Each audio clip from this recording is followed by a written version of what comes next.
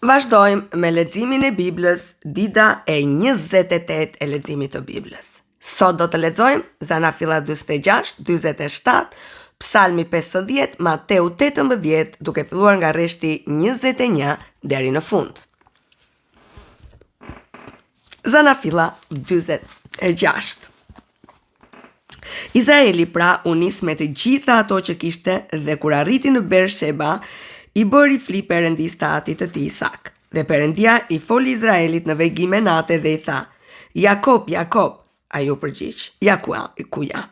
Atëherë Perëndia tha: Unë jam Perëndia i atit tënd. Mos ki frikë të zbresësh në Egjipt, sepse aty do të bëj një kom të madh. Unë do të zbres bashkë me ty në Egjipt dhe do të bëj që sigurisht të kthesh dhe Jozefi do të t'i mbyll syt. Atëherë Jakobi u nis nga Bersheba dhe bijtë e Izraelit e hipën Jakobin, atin e tyre, fëmijët e vegjël dhe gratë e tyre mbi qerret që faraoni kishte dërguar për t'i mbartur. Kështu ata morën me vete baktin dhe sendet që kishin blerë në vendin e Kaananit dhe erdhën në Egjipt. Është fjala për Jakobin me tërë pasardhësit e tij. Ai mori me vete në Egjipt bijtë e tij, bijtë e bijve të tij, bijat e tij dhe bijat e bijve të tij dhe tërë pasurinë e tij dhe tërë pasardhësit e tij. Këta janë emrat e bijve të Izraelit që erdhën në Egjipt: Jakobi dhe bijtë e tij, i paralinduri Jakobit, Rubeni. Bijtë e Rubenit: Hanoku, Palu, Hecroni dhe Karmi.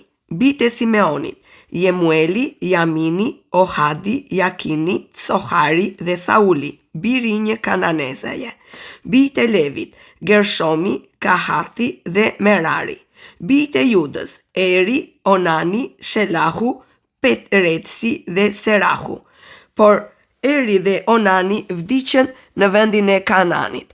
Bijtë e Peretsit qenë Hecroni dhe Hamuli. Bijtë e Isakarit: Tola, Vahu, Jobi dhe Shimroni. Bijtë e Zabulonit: Seredi, Eloni dhe Jafleeli. Këta qenë bijtë që Lea i lindi Jakobit në Padan Aram përveç bijës së saj Dina. Bijtë dhe bijat e saj ishin gjithsej 33 veta. Bijtë e Gadit: Thioni, Hadzuni, Shuni, Ecdoni, Eri, Arodi dhe Areli. Bijtë e Asherin: Imna, Ishna, Ishni, Beriahau dhe Serahu, motra e tyre. Dhe bijtë e Berihaut: Heberi dhe Malkieli. Këta qenë bijtë e Cilpahut që Labano i kishte dhënë bijës së tij Lea. Dhe atje i lindi Jakobit gjithsej 60 veta. Bijtë e Rakelës, gruas së Jakobit: Jozefi dhe Benjamini. Nga Jozefi në vendin e Egjiptit i lindën Manasi dhe Efraimi. Nëna e tyre ishte Asenathi, e bija e Potiferahut, Priftionit. Bijtë e Benjaminit: Belahu, Bekeri, Ashbeli, Gerau, Naamani, Ehi, Roshi, Mipumi, Mupimi, Hupimi dhe Ardi. Këta qenë bijtë e Rakelës, që i lindën Jakobit gjithsej 14 veta. Biri i Danit: Hushimi. Bijtë e Neftalis: Jahseli, Guni, Jetseri dhe Shilemi. Këta qenë bijtë e Bilhaut, që Labano ja kishte dhënë bijës së tij Rakela dhe që kjo ja lindi Jakobit gjithsej 7 veta. Njerëzit që erdhën me Jakobin në Egjipt, pasardhës të tij, pa llogaritur gratë e bijve të Jakobit, ishin gjithsej 66 veta. Bijtë e Jozefit që i lindën në Egjipt ishin 2.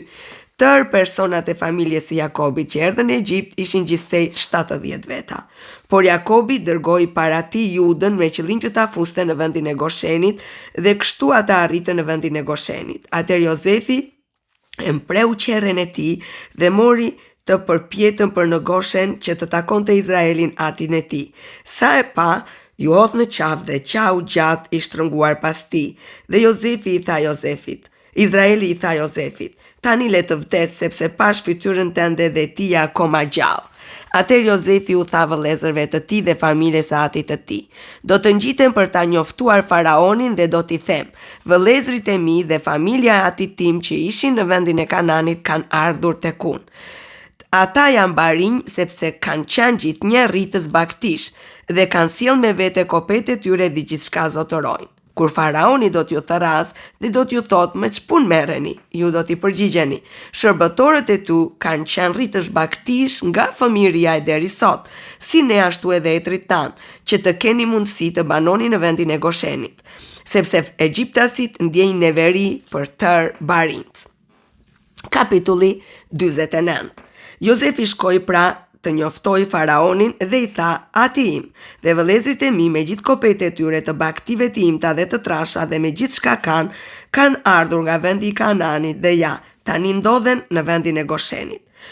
Pastaj mori 5 nga vëllezrit e tij dhe ja paraqiti faraonit. Atëherë faraoni u tha vëllezërve të Jozefit: me ç'punë merreni? Ata ju përgjigjen faraonit: shërbëtorët e tu janë barinj, si ne ashtu edhe etrit tanë. Pastaj i than faraonit: kemi ardhur për të banuar në këtë vend, sepse nuk kishte më kullota për kopet e shërbëtorëve të tu, sepse ka zi të madhe në vendin e Kananit.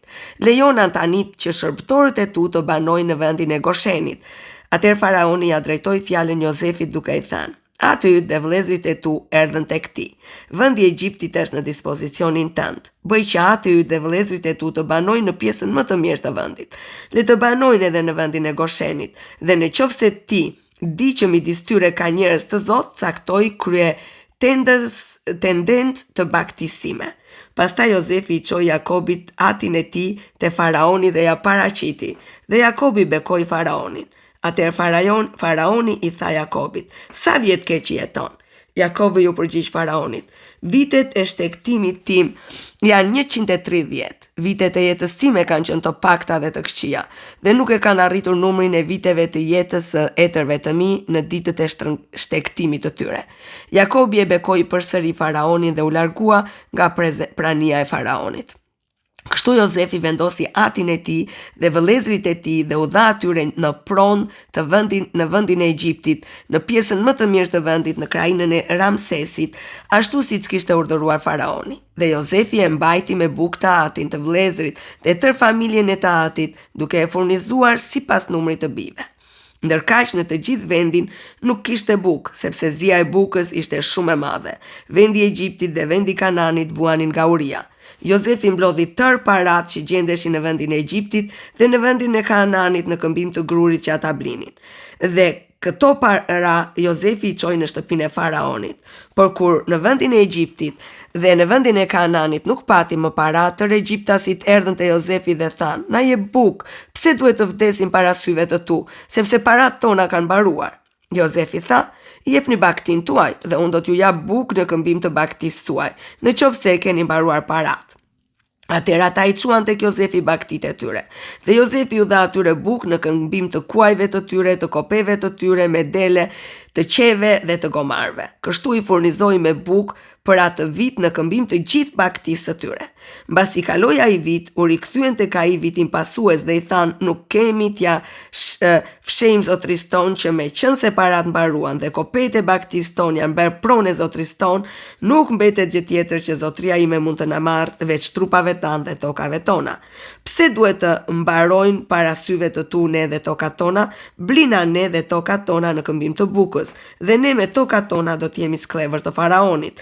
Na jep të mbjellim që të mund të jetojmë dhe jo të vdesim, dhe toka të mos shndërrohet në një shkret të tjerë. Kështu Jozefi bleu për faraonin tërë tokat e Egjiptit, sepse egjiptasit shitën secili arën e vet, meqense ishin goditur rënd nga zia e bukës. Kështu vendi u bë pronë e faraonit.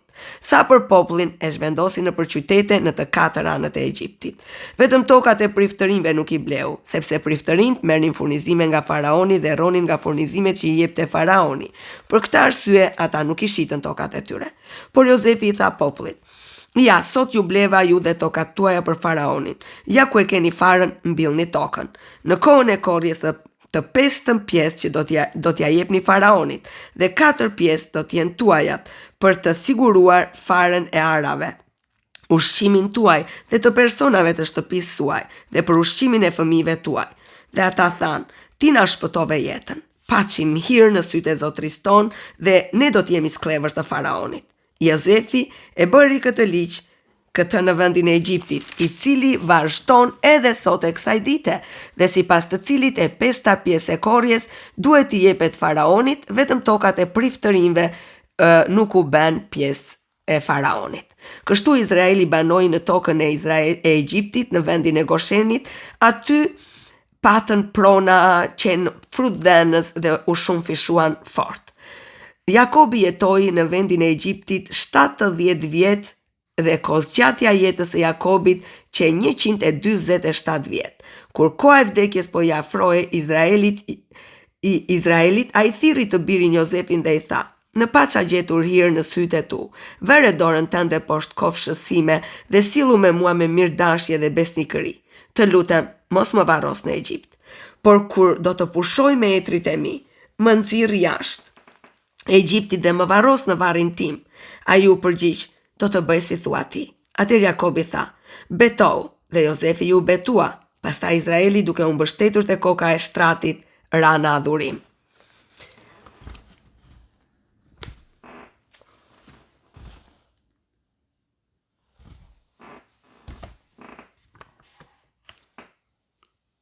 Lavdi Zotit. Tani Psalmi 50.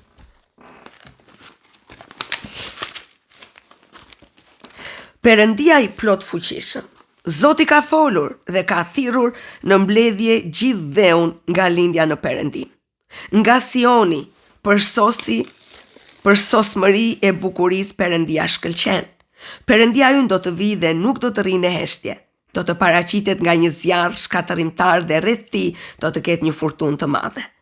Ai do të thërrasë qiejt nga lart dhe tokën për ta gjykuar popullin e tij. Dhe do të thotë: "Mblidhni shenjtorët e mi që kanë lidhur një beslidhje me mua, me anë të flijimit, dhe qiejt do të shpallin drejtësinë e tij, sepse vetë Perëndia është gjykatësi. Dëgjoj populli im dhe unë do të flas. Dëgjoj Izrael dhe unë do të dëshmoj kundër teje. Unë jam Perëndia, Perëndia yt. Nuk do të qortoj për flijimet e tua, as për holokaustet e tua, që më rrin gjithnjë përpara. Nuk do të marr asnjë dëm nga shtëpia jote dhe asnjë cjap nga vathat e tua. Të mijat janë në fakt tër kafshët e pyllit. Imja është baktia që ndodhet në mijëra male. I njohim tër zogjtë e maleve, dhe të gjitha ato që lëvizin në fushat janë të mijat. Po të kisha uri, nuk do të thoja sepse bota dhe sa ajo përmban janë të mijat? Aha, unë val mishtemi ose api gjak cjepi? Dhuroj Perëndis flijime lavdërimi dhe plotso zotimet e tua, që I ke bërë shumë të lartit. Kërkom ditën e fatkeqësisë dhe unë do të çliroj dhe ti do të më lavdërosh. Por të pabesit Perëndia I thot: "Çfarë të drejtë ke ti të përmendësh statutet e mia dhe të kesh mbi buzët e mia beslidhjen time? Ti e urren korrigjimin dhe I hedh pas kurrizit fjalët e mia. Në rast se she një vjedhës bashkohesh me ta, me gjithë qef dhe bëhesh shok I atyre që shkelin kurorën. Ti gojen njalës së keqes dhe gjua jote kur dis mashtrime. Ti ulesh flet kundër vllait tënd dhe shpif kundër birit të nënës tënde.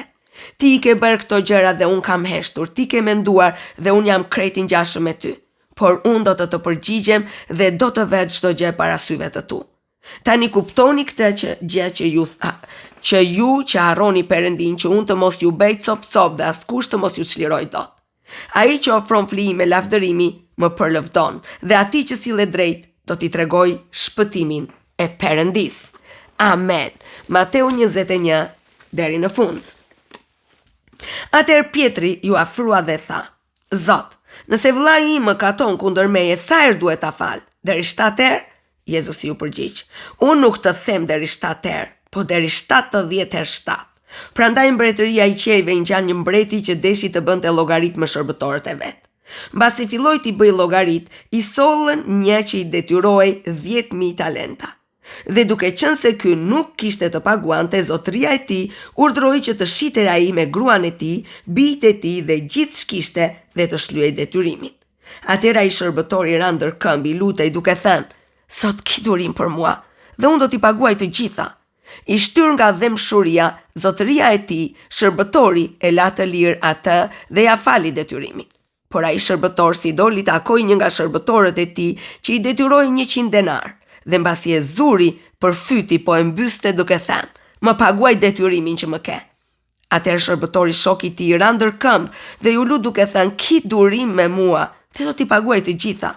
Por ai nuk deshi, madje shkoi dhe e futi në burg derisa ai ta shlyente detyrimin. Por shërbëtorët e tjerë kur e pan ngjarjen u pikëlluan shumë dhe shkuan e i thanë zotrisë së tij gjithçka kishte ndodhur. Atëherë zotria e tij e thirrri dhe i tha: "Shërbëtori lig, unë ta fala gjithë këtë detyrim sepse mu lute.